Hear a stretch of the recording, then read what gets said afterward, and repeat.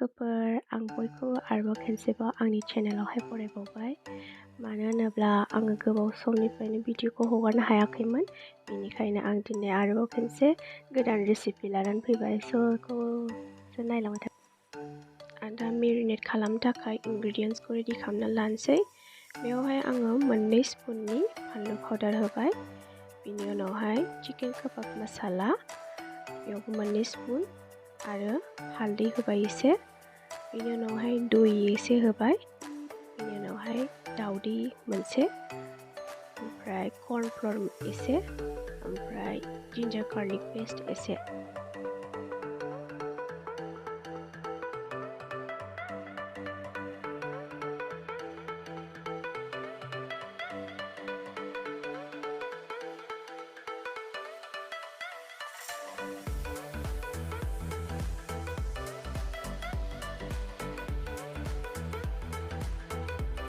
दा आंना मेरिनेट खालामनाया रेडि जाबाय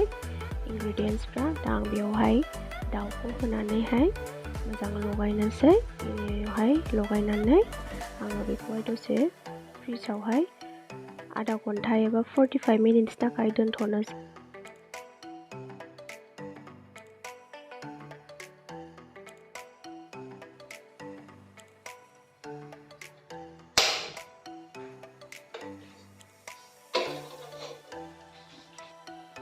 आं सारायखौ जाननानै लाखाबाय बिनि उनाव थावखौबो होखाबाय आङो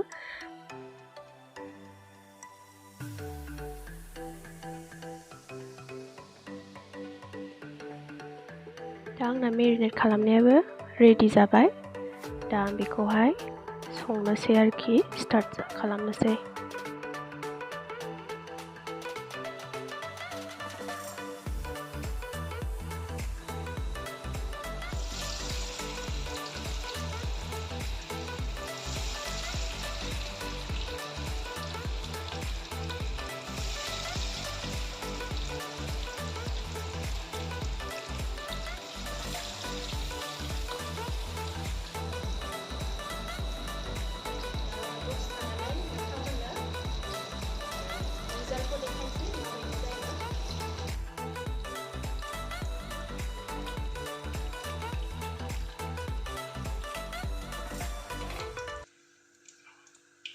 आंना मोनबाय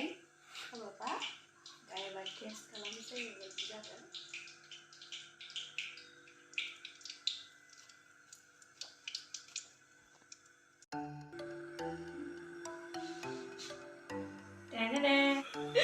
आंना फाइनाल आउटकाम काबाब नायदो दा लोगोफोर स' एसेनोसै स' आं बेयावनो फोजोबबाय थेंक